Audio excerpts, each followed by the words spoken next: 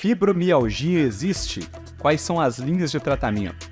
Canabidiol e cannabis medicinal podem ajudar?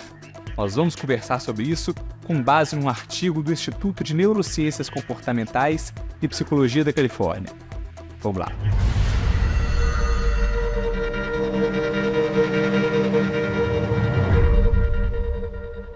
Oi pessoal, eu sou o Dr. Matheus e questionamentos sobre fibromialgia também acontecem entre profissionais da saúde. Isso porque a causa da fibromialgia ainda é muito debatida e com isso fica muitas vezes difícil de, por exemplo, conseguir fazer um diagnóstico e fazer o seu tratamento adequadamente. E como o tratamento muitas vezes é bastante complicado, às vezes surgem terapias alternativas. Por exemplo, o tratamento com cannabis medicinal, que cada vez ganha mais força como uma opção para tratamento da fibromialgia. Então nós vamos abordar esse assunto com base num artigo chamado Uma Revisão Sistemática da Fibromialgia e Avanços Recentes no Tratamento. A cannabis medicinal é uma nova esperança? Vamos lá. Fibromialgia. Então, afinal, existe ou não fibromialgia? Existe, tá? Isso sem dúvidas. A definição é que fibromialgia é um transtorno crônico com dores difusas que ocorrem por no mínimo 3 meses e precisa acontecer dos dois lados do corpo, direito e esquerdo, também acima e abaixo da cintura. Até 2010, o Colégio Americano de Reumatologia exigia para o diagnóstico exame físico. Precisava-se avaliar os tender points, alguns pontos do corpo, regiões às vezes musculares ou articulações, por exemplo, em que iria avaliar se tinha ou não dores. Mas a partir de 2010 isso mudou e agora basta uma história clínica do paciente, entrevista entre o médico e o paciente. E além das dores, precisa ter uma fadiga significativa, o paciente fica bastante cansado nos dias, um sono não reparador, um prejuízo cognitivo, então, por exemplo, uma dificuldade no pensar, no raciocínio, ou um prejuízo da memória. E como tem vários sintomas diferentes, existem alguns testes e questionários tanto para fazer ou o diagnóstico, um primeiro diagnóstico, ou para acompanhar a doença, e com isso ver se está melhorando ou piorando. E eles são baseados nesses sintomas básicos que nós vimos. O que acontece é que muitas pessoas debatem se existe ou não a fibromialgia por ser uma condição que não é possível fazer diagnóstico apenas por exame, nenhum exame de sangue, ou de imagem, ou biópsia, nada disso. Então a gente fala que é um exame por exclusão. Depois da gente avaliar outras possibilidades que poderiam conseguir fazer o diagnóstico, se nada for detectado, a gente fala que é fibromialgia. E o Colégio Americano de Reumatologia entende que a fibromialgia é um transtorno subjetivo, que depende do que é percebido e relatado pelo paciente. Não é algo que nós conseguimos medir objetivamente. E agora, pessoal, eu acho importante a gente entender o conceito de doença psicossomática. São as doenças que são afetadas por fatores psicológicos, como estresse ou conflitos emocionais dessa doença. E a verdade é que toda doença é psicossomática. O termo significa psico, que vem da mente, somático, que vem de soma, do corpo. Então, que tem influência da mente e do corpo. E toda doença, sem exceção, é psicossomática. Todo transtorno psiquiátrico é também psicossomático. A gente sabe que, por exemplo, a ansiedade muda a frequência cardíaca, pode acelerar. Depressão pode diminuir a imunidade das pessoas, pode facilitar que, por exemplo, a pessoa desenvolva um câncer ou que tenha, por exemplo, uma doença infecciosa mais grave, por exemplo, o coronavírus pode ficar mais grave em alguém deprimido, ou até pode facilitar com que aconteça uma doença autoimune, por exemplo, doenças da tireoide autoimune. Transtorno bipolar, se não tratado, pode facilitar o desenvolvimento da doença de Alzheimer. Então, toda doença é. E aí a gente pode pensar também quais que são mais ou menos influenciadas pela mente. Isso a gente pode sim. Por exemplo, um transtorno conversivo, que é uma situação que, por exemplo, a pessoa perde a visão por uma questão da mente, sem ter problema nenhum nos olhos. Algo, às vezes, temporário. Ou, às vezes, fica sem movimentar parte do corpo, por exemplo, a parte esquerda do corpo, por motivo da mente. Algo temporário também. Então, isso é algo bastante influenciado pela mente. E num extremo oposto, eu colocaria uma situação ortopédica, por exemplo, um osso quebrado, quebrar o fêmur. Mas isso também é afetado pela mente. Tanto pelas questões da imunologia, que é diretamente afetado, saber a velocidade em que o osso vai ser restabelecido, vai voltar à posição normal, vai estar firme de novo, ou até a dor que a pessoa sente. Porque a dor que a pessoa sente pode variar bastante de acordo com o psíquico dessa pessoa. Então, por exemplo, tem gente que quando sofre um trauma importante, se machuca, às vezes até quebra o osso, fala que não sentiu dor nenhuma na hora e só depois de um tempo, depois que ela acalma, sente a dor. Ou às vezes até tem gente que por preparo psicológico, às vezes técnicas de meditação, por exemplo, consegue deixar de sentir dor. E isso acontece mesmo. Mas por outro lado, também tem aquelas pessoas que por estado da mente podem piorar a dor. Por influência da mente, uma dor pode ser diminuída, pode ser aumentada, pode ser criada do zero num lugar que não era para ter dor, ou pode ser recriada a partir de uma dor que essa pessoa já teve. Por exemplo, uma pessoa que tem um histórico de pedra nos rins, nefrolitíase, que é o nome, uma situação muito dolorosa. Agora pensa no caso de uma pessoa que depois de uma situação emocional importante, ela sente dor. No lugar exato, no rim exato que ela sentia dor. E ela vai para o médico, faz o exame, ultrassom, e não detecta cálculo nenhum, nenhuma pedrinha nos rins, nem na via urinária.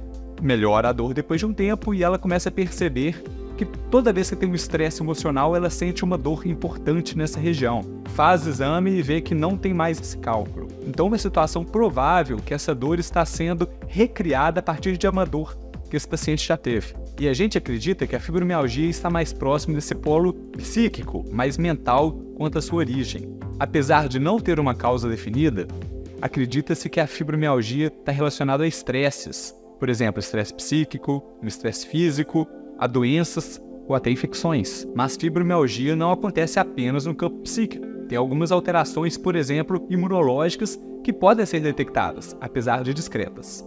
Mas isso consegue ser detectado em alguns exames. E por todas essas características, fibromialgia é considerado um diagnóstico difícil. Cerca de 75% dos pacientes continuam sem ter um diagnóstico. Tá aprendendo? Tá gostando do vídeo? Então aproveita e deixa um like pra gente. Linhas de tratamento. Então, pessoal, uma vez diagnosticada a fibromialgia, o tratamento também é considerado bastante difícil. Então é importante tentar fazer uma abordagem multidimensional, com várias propostas de tratamento, o que inclui muitas vezes métodos farmacológicos, medicamentos, também métodos não farmacológicos, incluindo psicoterapia, psicologia para esses pacientes. Algo interessante é que recomenda-se que evite mudanças nesses pacientes. Por exemplo, se tiver uma infecção, devemos tratá-la rapidamente. Também evitar mudanças na dieta. Se fizer uma atividade física, recomenda que seja moderada. Também evitar mudanças desnecessárias na rotina.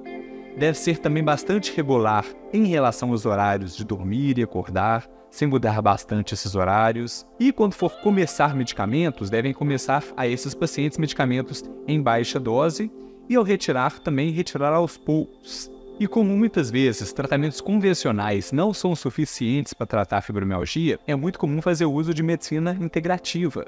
E aparecem várias técnicas diferentes, por exemplo, a acupuntura, oxigenoterapia hiperbárica, uma pessoa que fica numa câmera de alta pressão de oxigênio, mindfulness, que é a atenção plena, massoterapia e outras técnicas diversas.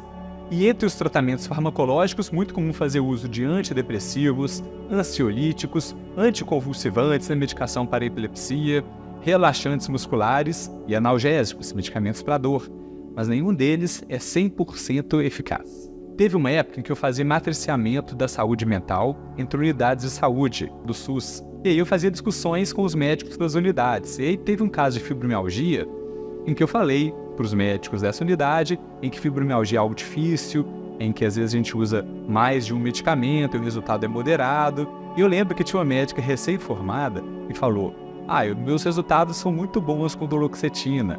Enfim, a menina tinha uns 3 meses de formado e é claro que não tinha nem tempo para poder avaliar isso. Muitas vezes a gente usa, a duloxetina é um antidepressivo, por exemplo, interessante para controle de dores, mas dificilmente vai ser suficiente. Então, muitas vezes a gente faz uso de vários medicamentos e ainda assim é muito difícil a gente pensar que consegue controlar 100% um caso de fibromialgia. E com toda essa dificuldade, a cannabis medicinal vem como um tratamento alternativo para ajudar esses pacientes, principalmente aqueles que não conseguem melhorar com as terapias convencionais. cannabis medicinal pode ajudar na fibromialgia?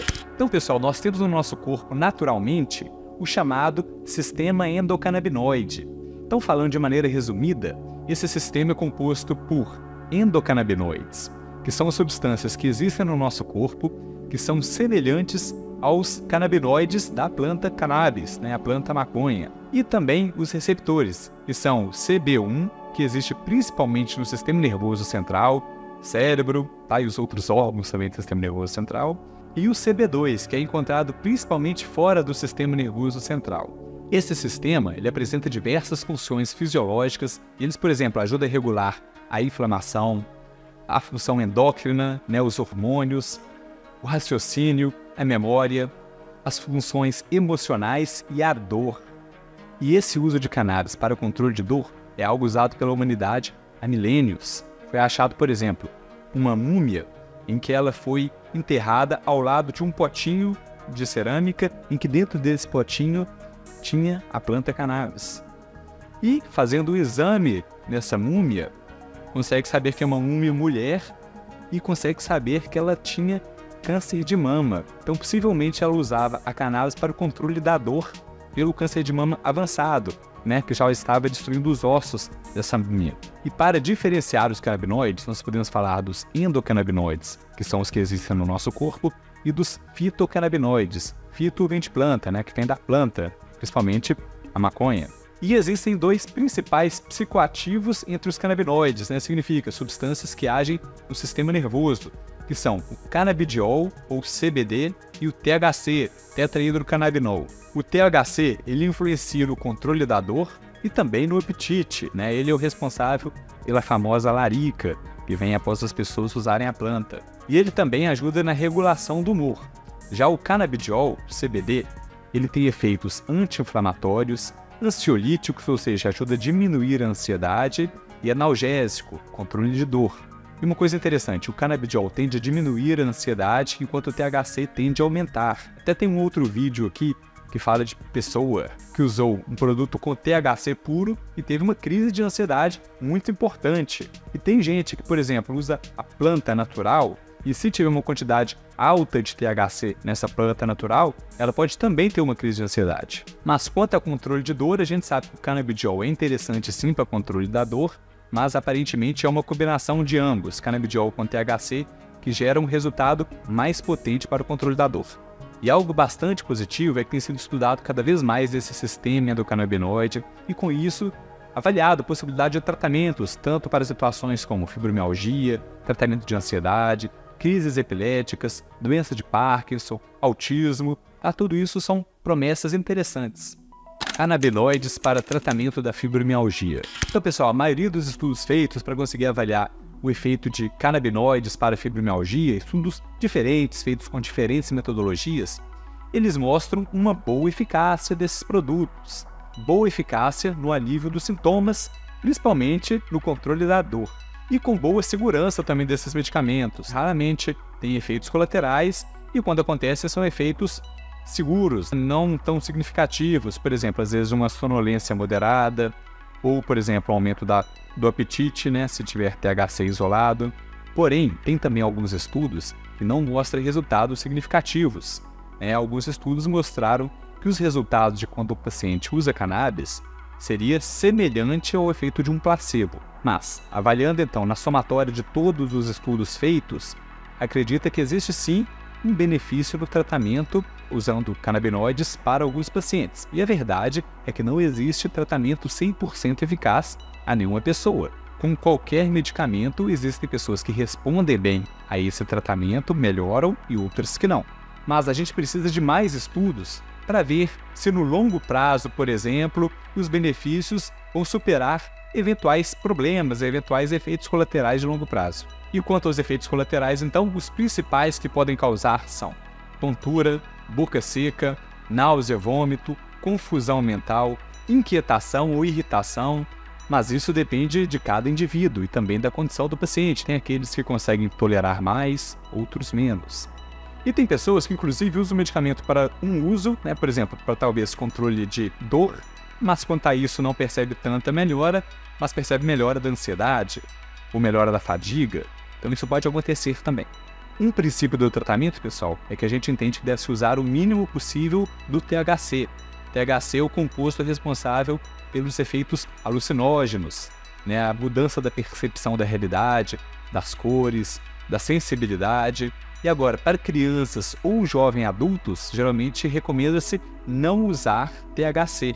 Isso porque tem um risco maior de poder desenvolver esquizofrenia. Então, principalmente no caso de pessoas que têm histórico familiar de esquizofrenia, deve-se optar por usar canabidiol puro se for querer usar um endocannabinoide. Então, canabidiol puro sem THC. Canabinoides medicinais no Brasil. Então, pessoal, em 2015 o Brasil regulamentou a importação de cannabis medicinal. E para a importação precisa fazer uma solicitação da Anvisa, que faz online mesmo, está no formulário da Anvisa, e fazer o pedido por uma empresa com autorização de importação de cannabis. Aí tem algumas possíveis que, se alguém quiser, né, consegue achar na internet. E algo que eu acho interessante é sobre o valor dos medicamentos feitos com cannabis medicinal. Esses produtos, apesar de ser um valor que às vezes pode talvez assustar no primeiro momento, questão de, sei lá, meio salário mínimo, na verdade, eles duram bastante, porque se usa gotas. Então, às vezes, o paciente usa 3 gotas, 5 gotas. Então, um frasco que custa meio salário mínimo, por exemplo, talvez isso dure 4, 5 meses, 6, dependendo do paciente. E até 2023 era permitida a importação de flores de cannabis. São flores que vêm de plantas feitas por engenharia genética. Então, são plantas em que a concentração é conhecida do canabidiol, do THC, e com isso dá para fazer um uso medicinal sem imprevistos de, por exemplo, ter uma quantidade muito grande de THC que, por exemplo, pode causar uma crise de ansiedade no paciente. Não, era conhecido, padronizado. Porém, em 2023 foi proibida a importação no Brasil. E algo até surpreendente é que essas flores importadas vinham com valor competitivo até comparando com os produtos do tráfico. Tá? Então, tinha pessoas que importavam para não comprar de traficantes. Porém, a verdade é que isso facilitava, sim, o uso recreativo, que no Brasil atualmente é ilegal. O uso, por exemplo, só para ficar com os efeitos alucinógenos. E o que você acha sobre isso? Acha uma opção interessante de tratamento ou é a favor da proibição total? E se você gosta de vídeos sobre medicina, saúde e ciências, se inscreva no nosso canal. E se apertar o sininho, fica sabendo assim que tiver um vídeo novo. Valeu, pessoal, e até o próximo vídeo.